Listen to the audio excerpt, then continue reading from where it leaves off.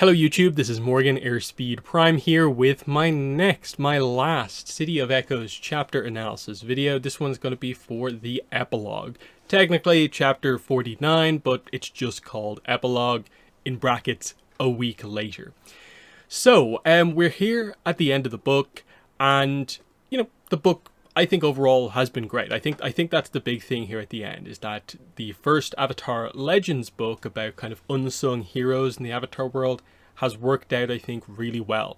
They chose the right character, the right kind of situation, and it works really well as an addition onto the Ba Sing Se arc and beyond. This definitely, I think, proves the concept of this series, and I'm now very interested to see where they go from here with Avatar Legends Book 2.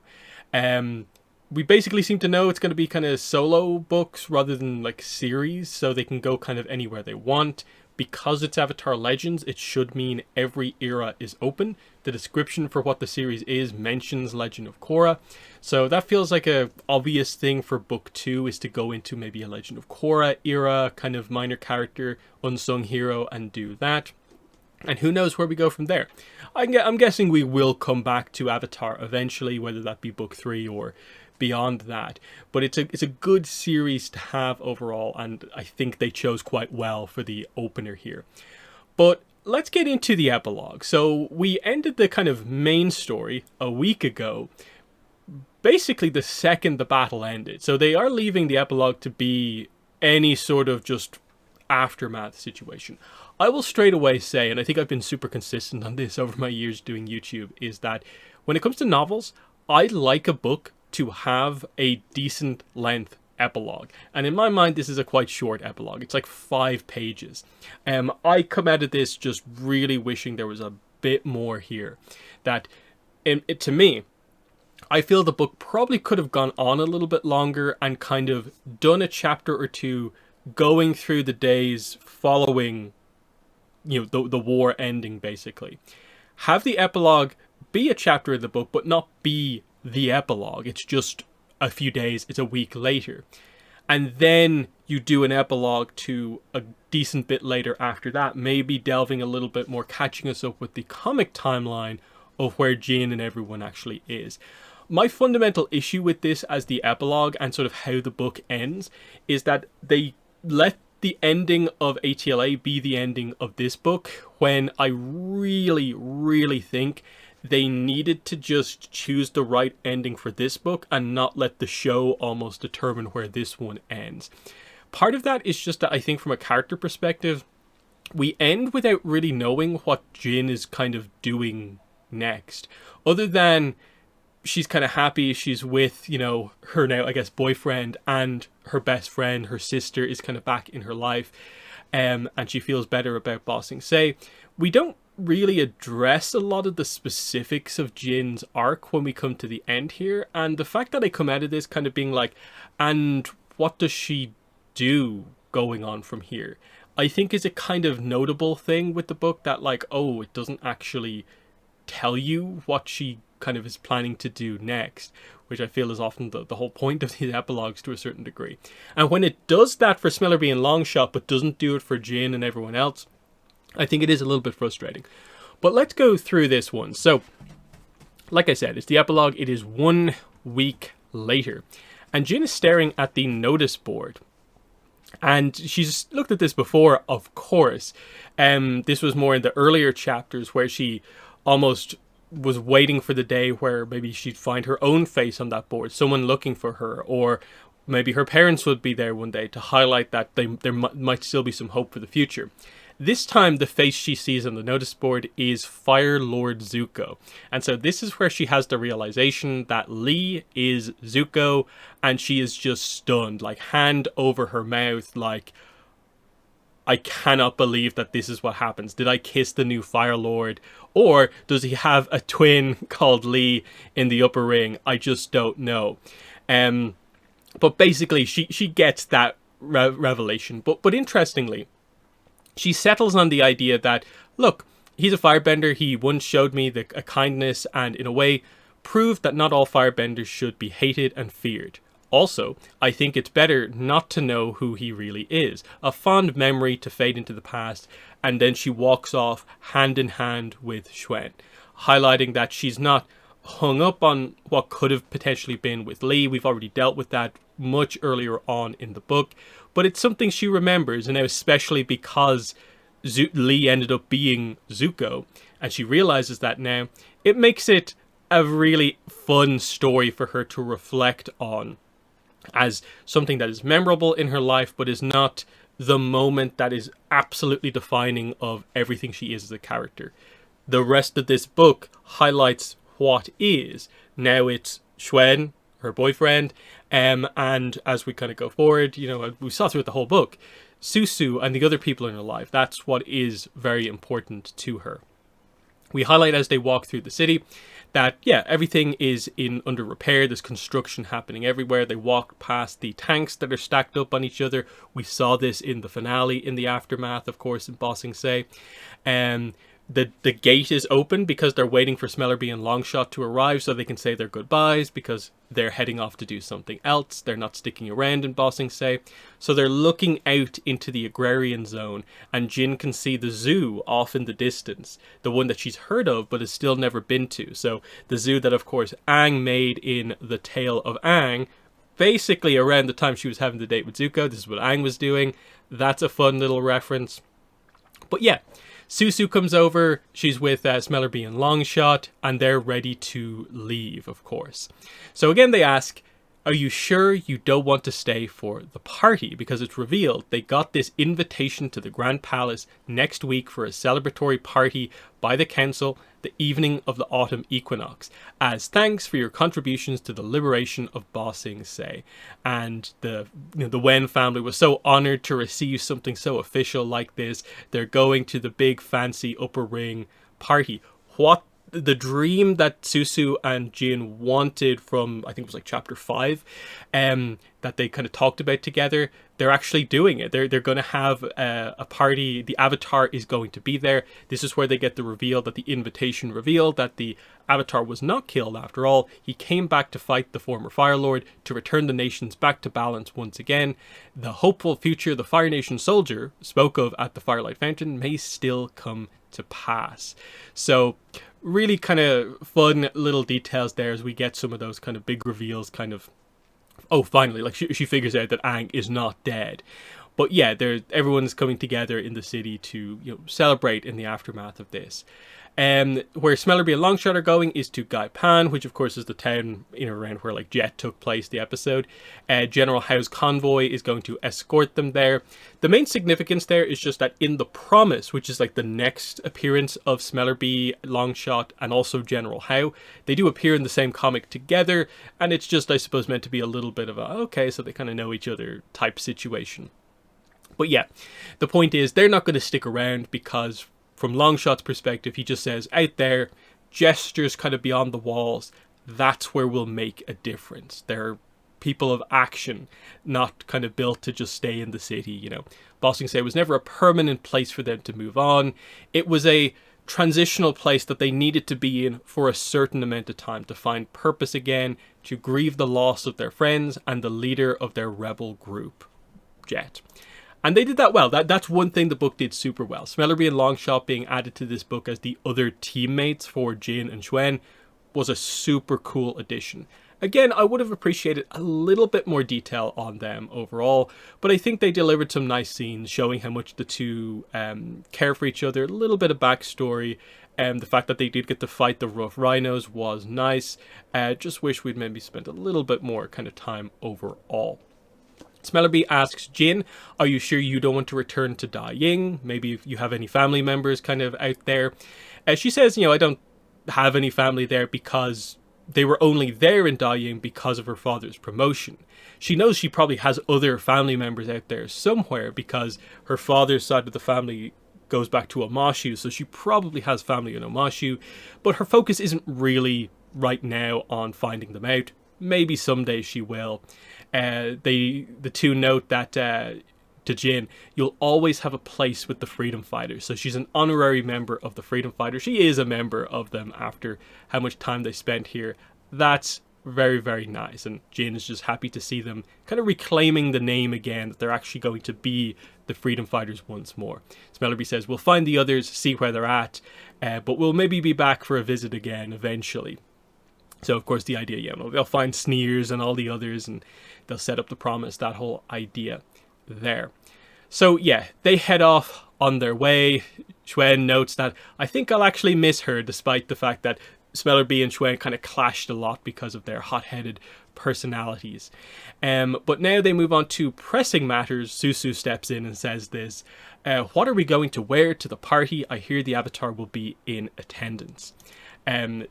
Jin jokes, you don't care about the Avatar, you just want to impress the upper ring ladies. Because again, remember from, again, really early chapters, Susu doesn't like boys, so this is I think the only other reference to this in the book, which is a nice little detail right at the end. And yeah, they just kind of joke about each other, they kind of chase each other around a little bit as Xuan walks on. Jin looks back at him, they smile at each other, and Jin ends with this final paragraph. The two most important people to me in the world, in the largest city in the world. I can't imagine myself anywhere else. After all this time, Ba Sing Se finally feels like home. And that is the ending. I think it's a little bit flat, if I'm honest. The absolute kind of ending scene of just the trio having a little bit of a kind of fun moment, and then just Jin reflects on she actually likes Ba Sing Se.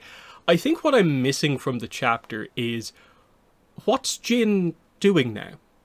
What is she going to do? Because a plot point in the book was definitely Jin trying to balance, to juggle effectively, all the different things going on in her life. School, working at the Wen Bakery, Silver Fang stuff, and even towards the end a little bit of like, should she pursue her earthbending in a kind of deeper way and maybe go in that direction? And none of that really gets addressed here at the end in terms of like, is she going back to school? I think the book kind of settled on the idea that she's moved away from that, and I'd be surprised if she goes back to that. They kind of begun to brought up the idea of like, might she just go into calligraphy in general, because she was good at that and she was doing that while the invasion was kind of happening in the final couple of chapters, and she obviously has the connection with Mokmu Ling, who could help her out, I suppose, but they never say if that's what they're planning to do. She feels like an earthbender now, kind of like her mother, and is involved in the Silver Fangs. Is that the direction she's heading in, like to do more stuff with her earthbending? They don't say. Is she going to stick around and do stuff with the Silver Fangs? I'm guessing the answer is yes, because it was such an important thing in the end in terms of her proving herself that she could do a lot of this stuff and help the world, help Ba Sing Se. But just the fact that it's not addressed in any sense, it's just, the book kind of gets back to the situation of good times in Ba Sing Se, kind of like it was at the start. And in a way, the journey, okay, she got Susu back, but for her as a character, I feel it kind of misses the mark a little bit right at the end here, apart from just the people close to her are important to her. They don't tell you anything about her trajectory going forward as a character. And I get it, you were never going to probably get like a super heavy flash forward deep into the future, of course. But again, a few months on, a year on, to catch us up a little bit more with the comic timeline of what is the status quo, who's doing what, that sort of thing. Because like even with Xuan, it's like one of his sisters, I think they said Layla was going to take over the apothecary, not Xuan, so he's interlinked with the Silver Fangs. I just would have, I think, liked a little bit of a clearer note as we come into the end of the book that the Silver Fangs is now what kind of Jin is involved in. So like if we were to ever get another story with Jin, like she's involved in this kind of gang group that actually is a good influence on the lower ring of Ba Sing Se. I just think it's such a small amount of page count in the epilogue to try and do everything that they do. It's successful in many ways, because I do like the Zuko kind of reference at the start. It's just funny for her to finally have that realization. There's some decent references. Finally revealing that, like, okay, Aang is actually alive. They're actually going to meet him. But even the idea of they tease that scene is like about to happen, and then they don't show that to us, I think is a bit, that's a bit like mean. I think almost when you get to the end of the book, I would have liked to have seen just a minor moment of just Jin meeting the Avatar. I think would have been cool. You might say, is that stretching things too far? But she's going to a meeting kind of with him, and it's just anyway.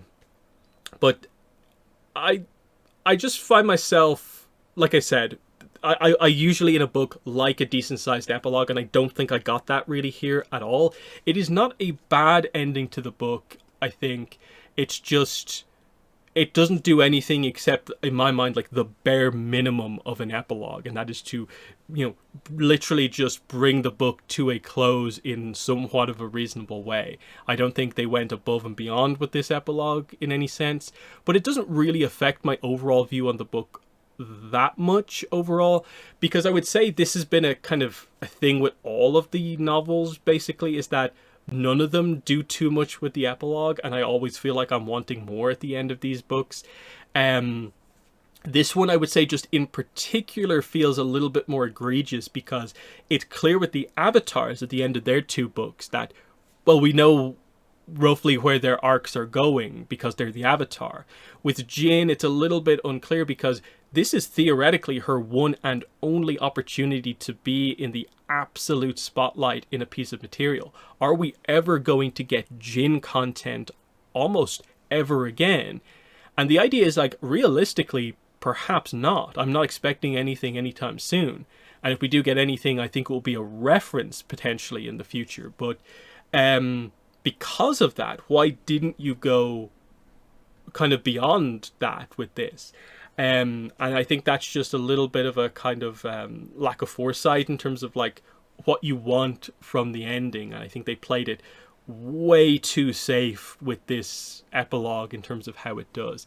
Like I said, it works quite nicely, I think, for Smellerby and Longshot, because they at least say what they're doing. Whereas I think they almost build up to the idea of like, here's something you could do, Jin. Might you go back to Da Ying? But she basically goes on a like 1-2 paragraph explanation about why she's not going to do that. And then we never come back to what she is actually going to do, other than she's happy in Ba Sing Se. But you never set up the idea that she was ever really thinking about leaving Ba Sing Se. So, but then what is she doing within Ba Sing Se? And the idea is like, sure, like on a broad level, her future, I guess, is assured to a certain degree. She has her family effectively because she's effectively part of the Wen family. She's found her kind of true romance within her life with Xuan. It's just, they don't really give you too much time to breathe almost. And that's where I think I just wish that they'd had a little bit more time with like the end of the book, at the end of 48, rather than just the fight has come to an end, boom, we're in quick epilogue. That we could do some chapters after the battle and then an epilogue. Even just to give, I think, say Susu a little bit more time to interact with Jin and Xuan post-battle. And just to get across that they're like a trio now. And that would have been, I think, something that kind of, to me, would have helped the book a little bit more.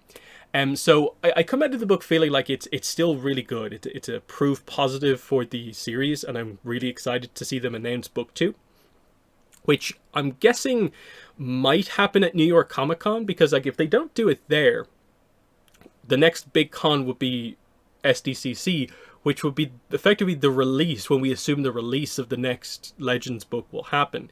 So if they don't do the kind of big hype announcement effectively at New York Comic Con, we're just going to get it, I guess, gradually announced via listings. So they kind of almost have to do an early announcement then. But we'll see what happens. It is the start of a new series. I still think the book is very good. It's very different to Chronicles of the Avatar, just in terms of how important it feels. For some people, they might like latch onto this more than Chronicles of the Avatar because it's such familiar material. We know Ba Sing Se during this time period. It's just another angle on that story from a different perspective. Whereas for me, Chronicles of the Avatar feels much more kind of impactful, important, because it is the debut of brand new eras for Avatar in their entirety, whereas this book is an addition onto an arc that works really well, but it does mean the book kind of plays slightly differently, where we're deeply familiar with a lot of the world building concepts here, whereas the world building for the other books in those eras is quite a bit different because they have to debut the politics of an era and all of this sort of stuff. It definitely, to me, presents the idea that for the Legends books going forward, that the location, I think, almost is just as much of a character as the unsung hero character themselves. So when you're thinking about like the next Korra character that they're going to do, I think you almost have to think about this character and in what environment, as in, like, I think, you know, a writer, they'll probably want to do like, hey, here's Republic City focused on some of the other districts that we didn't really focus on in the show from a slightly different perspective, like from kind of normal people, their view on Republic City. That's an interesting way to do it. Say Zaofu from the perspective of someone who is more of like maybe a normal citizen. Those are some interesting kind of concepts. I think even, you know, you could choose almost any big city and kind of try to do the same dynamic here. Ba Sing Se obviously is by default a little bit more fleshed out inherently, just because it's so unique with the how big it is, how central it was to the ATLA plot point, the rings. You only have so many locations where that like super heavily works. But again, you do have the other eras to work with as well, whereas unsung heroes, I think, outside of like Avatar and Korra, are effectively every character who's not like the one or two main characters from the series. So there's lots of options when you go into the other eras, certainly. So I don't think any qualms I have about the kind of epilogue really overly affect my view on the book. When it really comes down to it, is that, yeah, I think the end is a little bit like kind of almost rushed to a certain degree, and then I think a point needs to be addressed in terms of there is some messiness around kind of continuity canon with these books that does not really give you a ton of confidence for the Avatar Studios approval process. And I would lean more in that direction, where I think it's more on Avatar Studios than it's on the writer to make this happen. And if the process struggles with maybe catching mistakes from the authors, then I think it's the Avatar Studios process that needs to change, evolve, be more detailed, rather than, I think, putting everything on the author, who I don't think you can just expect that the author comes in and is just a kind of knows everything about all things Avatar kind of person. I think that's where Avatar Studios needs to kind of step up their game a little bit to catch some of these errors a little bit more, be a little bit more detail orientated, so that we're not talking about like, you got the name of that character wrong. We're now questioning if a comic theoretically is or isn't canon because they were super weird about the way they kind of referenced it, but then mostly didn't.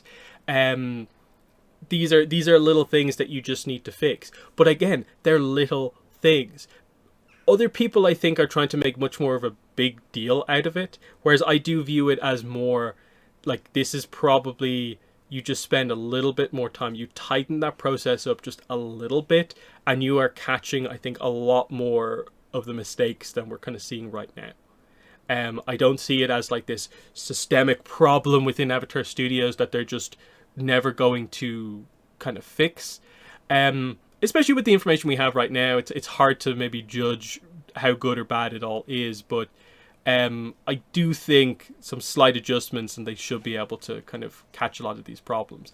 But yes, it is a little bit frustrating right now, where it feels like if you just basically let almost any member of like the hardcore fandom read this book ahead of time as like a beta reader, they'd probably catch all of these problems and just avoid some of these issues like immediately ahead of time.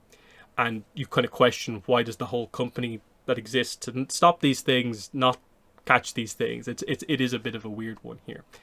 But those points that are relatively minor shouldn't counter the idea that Jin is a fascinating character throughout this entire book. Characters like Xuen, as Susu, the way they kind of cleverly incorporate additions onto some of those arcs into this book are really good.